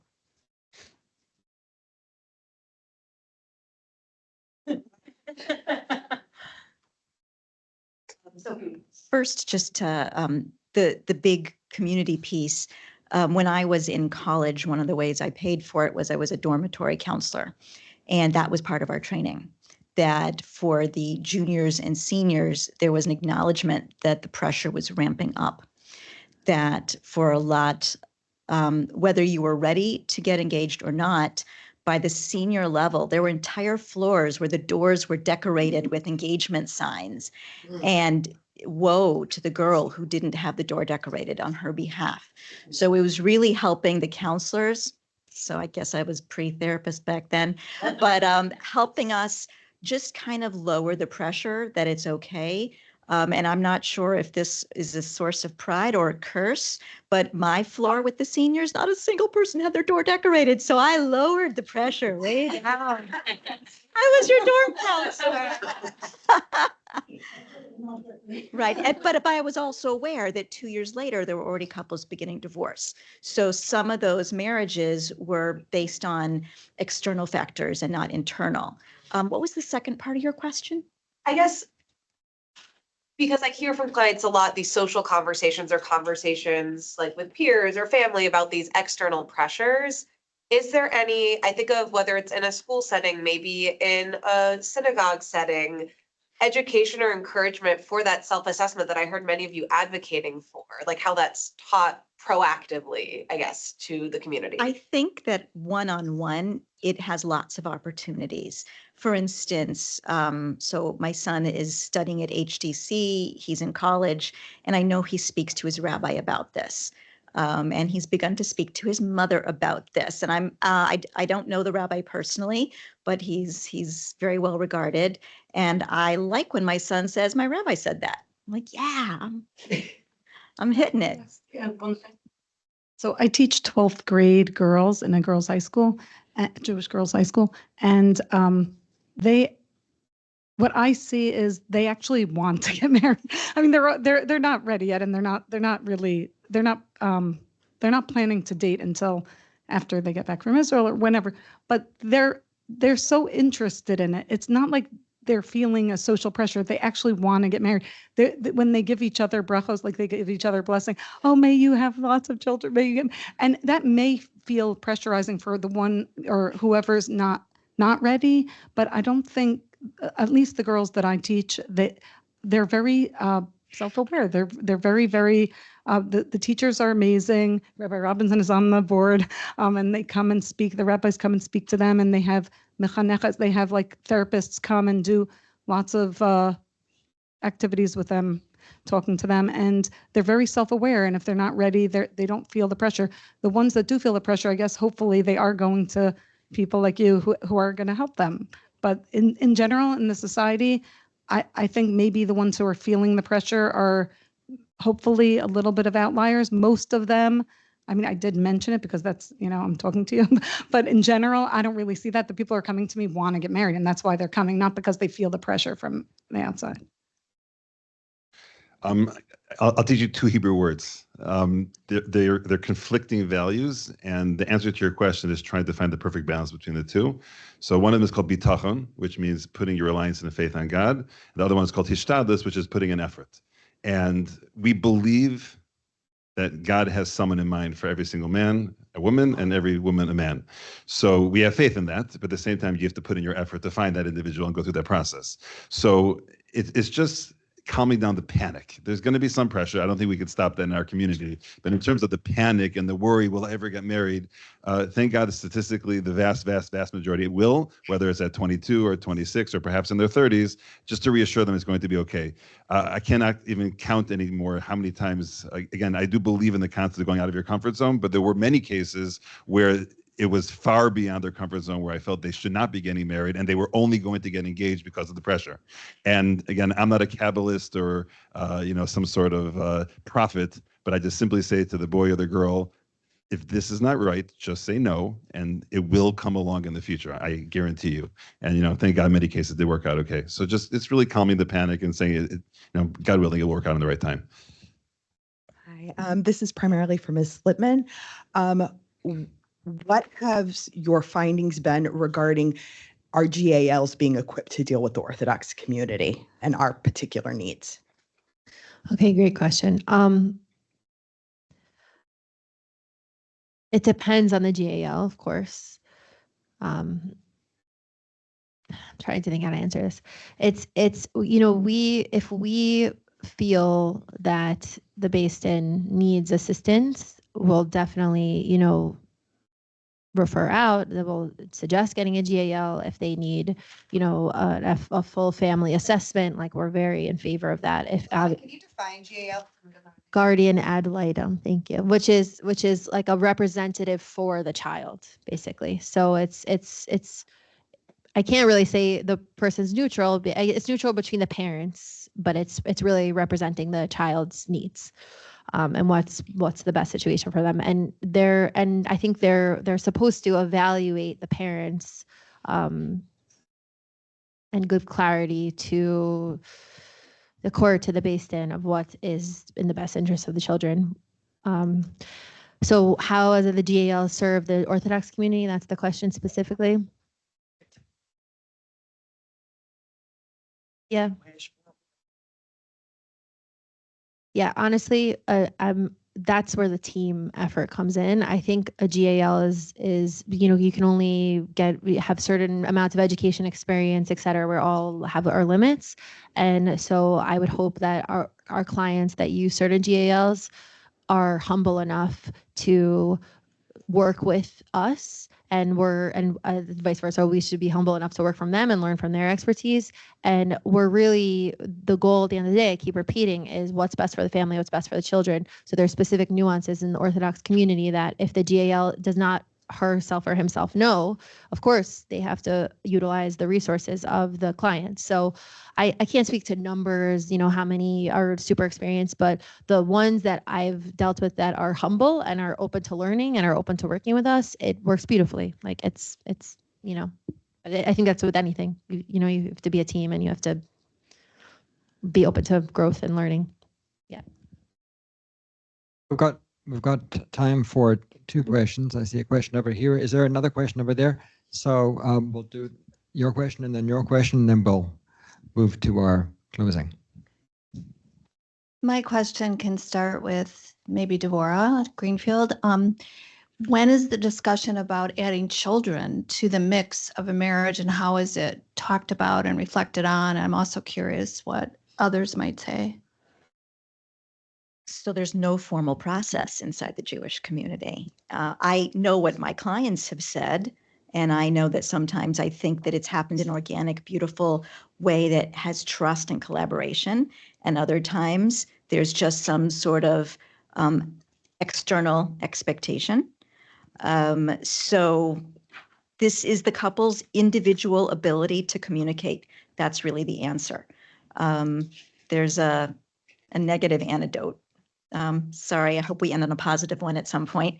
But I did have a woman who was coming to me, and she wanted to ask the rabbi for a heter, which is a legal permission to just not get pregnant yet and to go on birth control.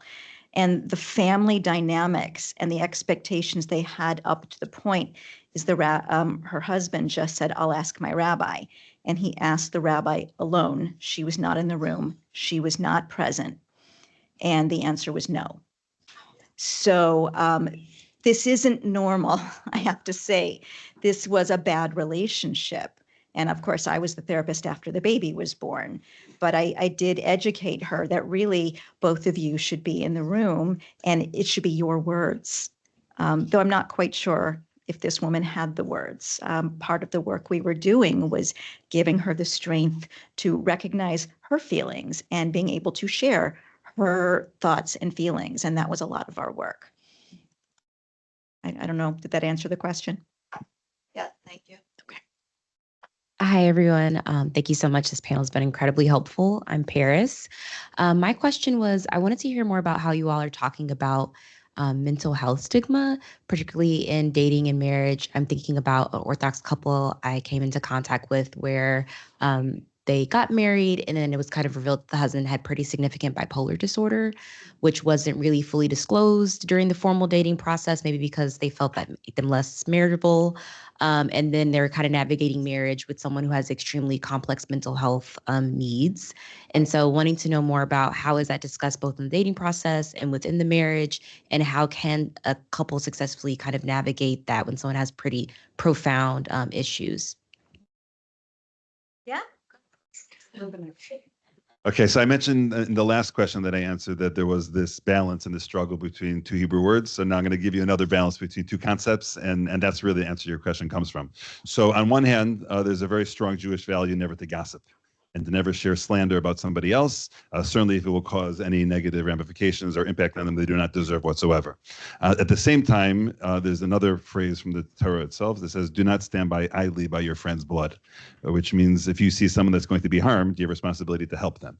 So anytime, let's get it out of the realm of marriage, let's say a job application, and someone's applying for a position in your company, and they're going to be a terrible employee. So on one hand, if I know that information, I can't gossip about that individual. That's damaging to them. But at the same time, I can't stand by idly when you're going to be damaged by hiring such an employee.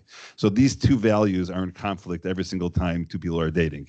On one hand, let's say I'm called for information about an individual. I know some negative things about them. I can't gossip. At the same time, it's not fair to the boy or the girl that want to date them. If I don't share this information, therefore I need to share it. So there are general guidelines, which Mrs. Reiss spoke about before, of when along the line this information should be shared. Things that are significant, according to Jewish law, have to be shared before they even date at all. So we can start getting into the details and what goes into which pocket and goes into which list. But severe bipolar, in my book, should be shared even before you go on the first date. It should be shared. Things that are a little less significant after. Maybe you got married and now you get a mental health diagnosis that you could not have known about. I mean, so what's the question? That's not your fault at that point. Okay, that for sure. Yeah. Does the community help them navigate this? I believe so. I believe, thank God, the stigma of getting help from a therapist is down. I remember being a counselor in camp 30 years ago when I had one camper that had ADHD, and the parents gave me the medication before camp, and I had to hold it in a private place and pull the kids over to the side in order to administer the medicine. And by the time I finished my career as a counselor, they were rolling a cart into the middle of the dining room, and all the kids were getting the medication. Maybe it's gone too far, but at the same time, I do believe we've come a long way with the stigma. And can it go further? Certainly. We definitely could always improve and get better. But issues that are not as severe, the number that Mrs. Reiss said before is usually, or maybe it was Mrs. Greenfield, is the fourth or fifth date. Is that why then? Because give them a chance. Something that's not so significant, let them meet each other a little bit, get to know each other, see the positive sides about each other, but you're not too deep into the process where you can't pull yourself out and extract yourself. And that's when you start sharing information that's not as significant or minor mental health issues. That's usually where that comes in.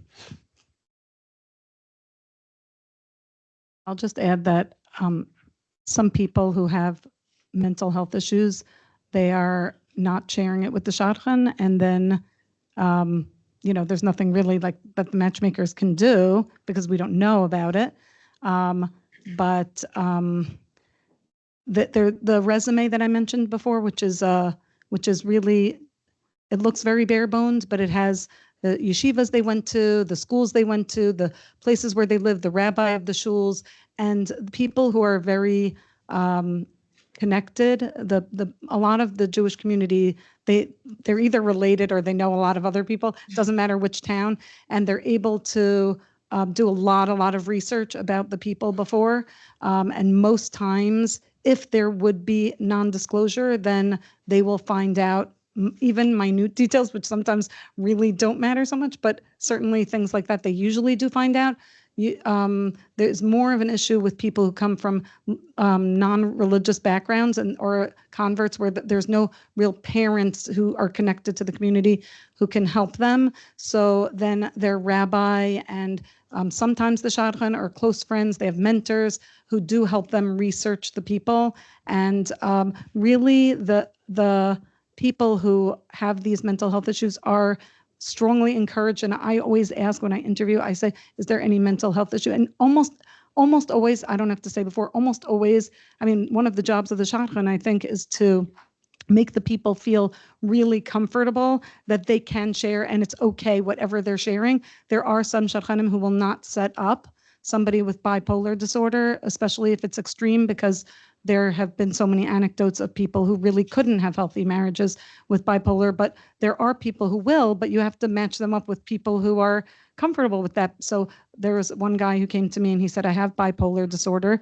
Please ask the girl before if she'll go. You don't have to mention my name, but can you ask the girl before if she would go out with someone with bipolar disorder? So that was much easier because I could say, and that happened. She said, oh yeah, my uncle has bipolar. I'm fine with it. So you ask before. If they don't want that, you don't set them up. But if they're fine with it, you set them up and then you see how it goes. But they really, really should disclose it. So if you have a client who's in the dating process and you know they have a severe mental health issue, they really need to, it's very important for them and their future happiness to share it with their matchmaker. I would add, it's very important that sometimes, in this case, you're educated about bipolar. Unfortunately, sometimes they can be naive and be like, oh, what's the big deal bipolar? What's the big deal X, Y, Z? What's the big deal porn addiction? What's the big deal? So sometimes we have to coach the second party. It is more serious than you think, and not necessarily break it or don't go forward with it, but at least make an educated decision. Exactly. As well.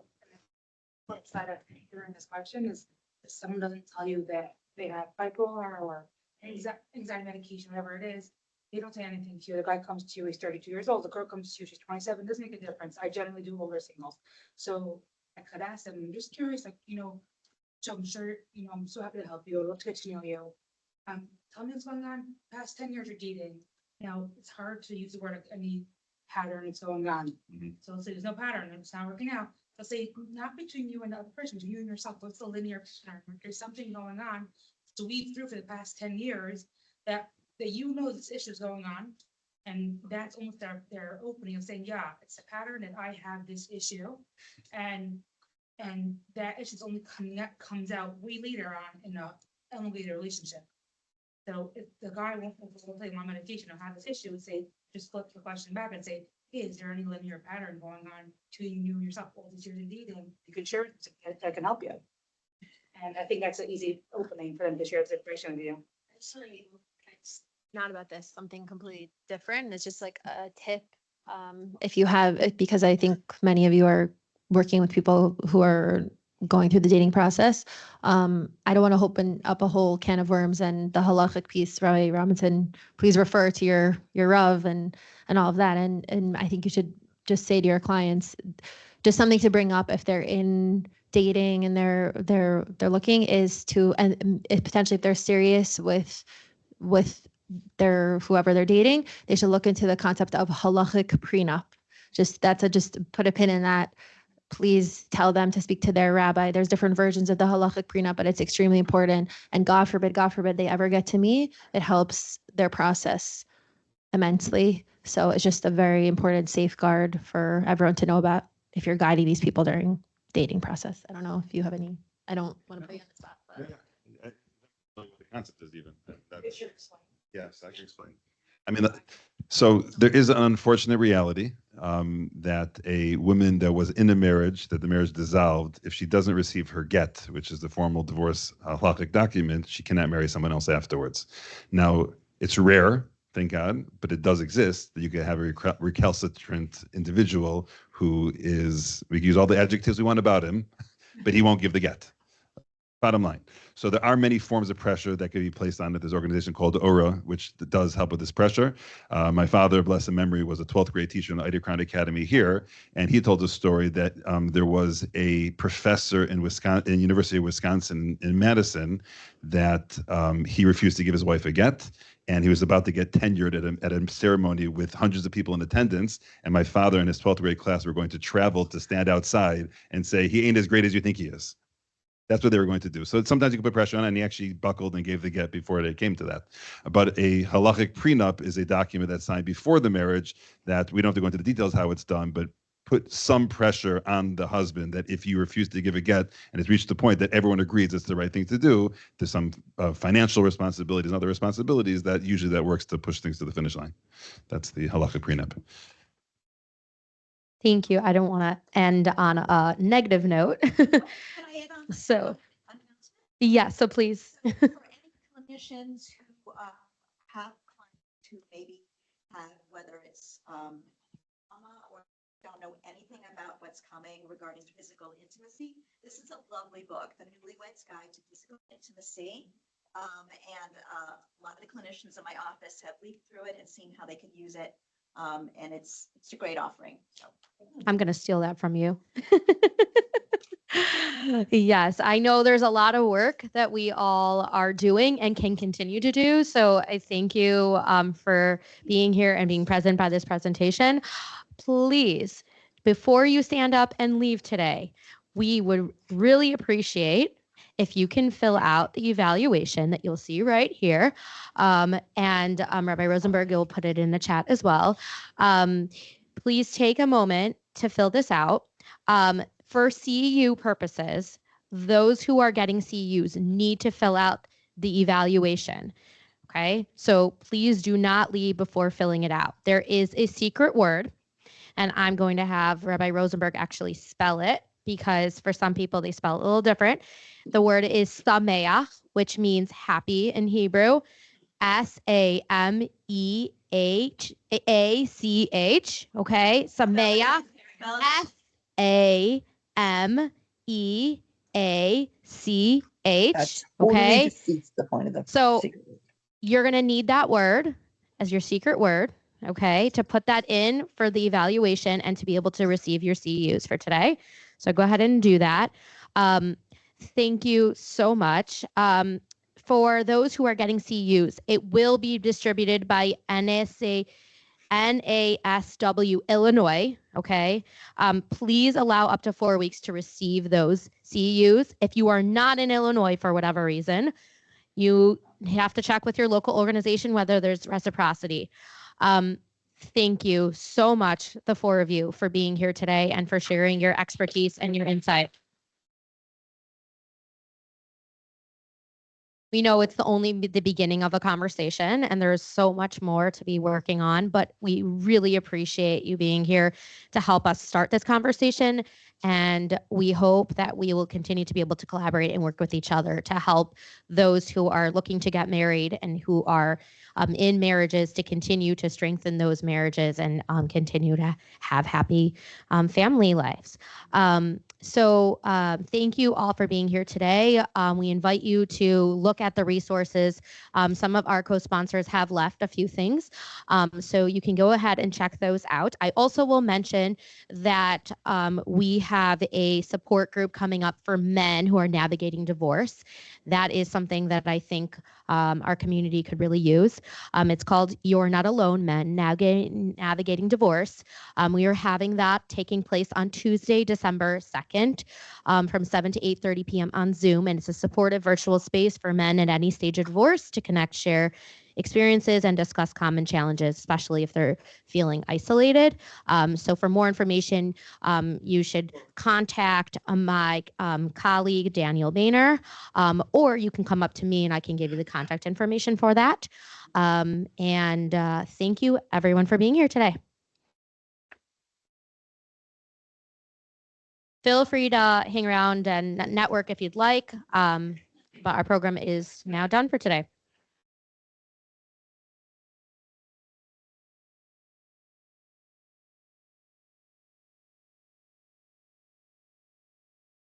Yeah. The internet responding here. Have you posted on your meeting with Liz? I'd love to crash. Absolutely not. It's just right.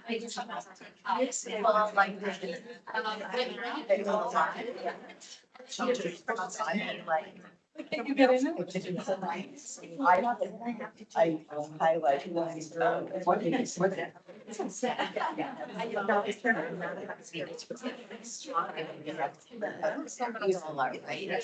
So what's exactly exciting? It was so.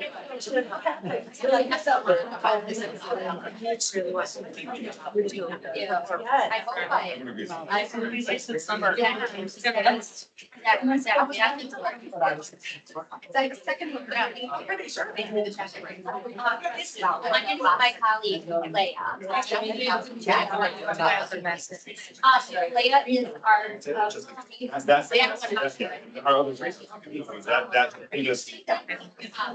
Yes, the Unworked community.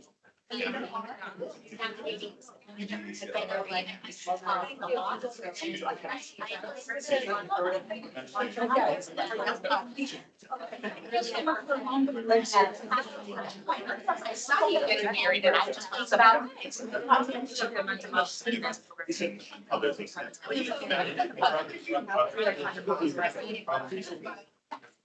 No, one of the things. Thank you very much. Oh, perfect. Thank you very much. Yes, I was like, this is fun to see you in a different environment. You were the JCFS? Oh my gosh, no way. I had no idea. We talked together almost every Sunday.